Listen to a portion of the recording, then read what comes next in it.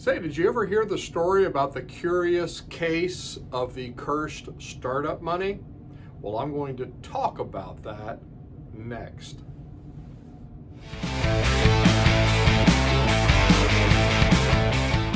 Hey, it's Don Skaggs again with Empowered Inventing TV, where we try to help you help other people by taking your great innovation, the right opportunity, mixing that with sound wisdom so you can turn them into real things like products and businesses. Now today I want to talk about the curious case of the cursed startup money. Now I know, it sounds like the title of a cheap novel or an Agatha Christie mystery or something like that, but there's an important truth in here. So many inventors and entrepreneurs that I'll see out there are all focused on one thing: money. Don, if I just had $10,000. Don, if I just had $100,000. Don, if I just had $1 million, then I could do this. And the sad fact is that so many well-funded startups crash and burn early on. And the reason why I think a lot of this happens, well, I think I know the answer to this. And that is I've had a ringside seat to so many of these well-funded startups and product launches that failed. And many of them had the same scenario. And here's a great case in point is actually one that I got to read in a book, and I highly recommend this book if you've not read it. I think it is a great book to read. It's called Reinventing the Wheel. I think there was another name that the book went by called Codename Ginger. It's about the Segway. If you remember the Segway back in the early 2000s, there's a scene or a passage in the book, and it's a real life. It's this guy that was following the start of the Segway company that made the Segways. And there was a part where they'd gotten funding. They'd gotten some big funding amount of money, and they were popping the champagne corks, and they were celebrating, and they were just having a big party. They're in the business, and the CEO comes in and he stops them, and he says, "Stop." He said, "Listen." He says, "You don't understand.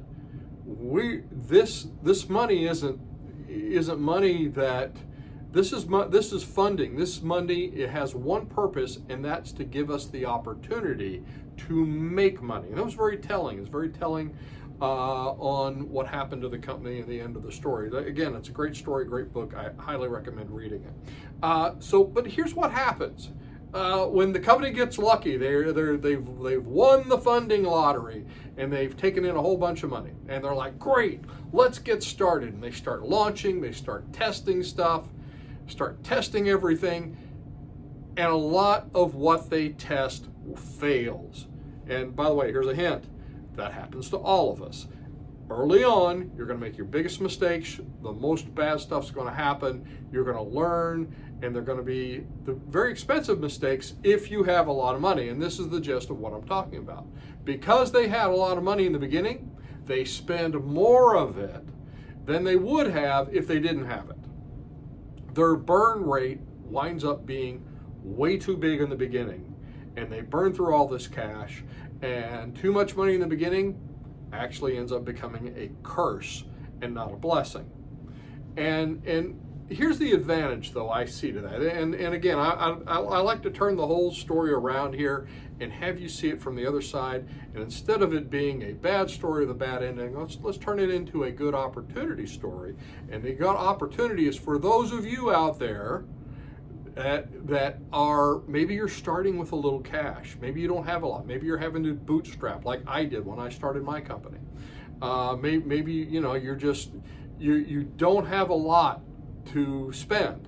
Well, guess what? It's going to keep your mistake costs low, and actually you could end up in the long run being ahead of the more funded ones. If you can create traction early on without a lot of cash, it will draw more money to you. It's just like Everybody loves a winner, and they're like, oh, look what he did with that little bit. Well, let's help fund him, or hey, do you need an investor? And that kind of stuff happens. Sometimes you don't even want them. Sometimes you're like, hey, I bootstrapped this. I'm going to take it all the way myself. I'm going to self-fund this. I'm going to cash flow this whole business. That can be done. Don't let anybody tell you it can't, because I've done it myself. Now, even if you start out without lots of money, or even if you do start out with lots of money, act like you don't. Now, this is very, very hard to do.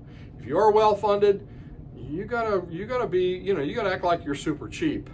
But it helps you, because you want to keep those early mistakes as small as possible. So, can you start where you are and still make it happen? Think you can? Let me know in the comments.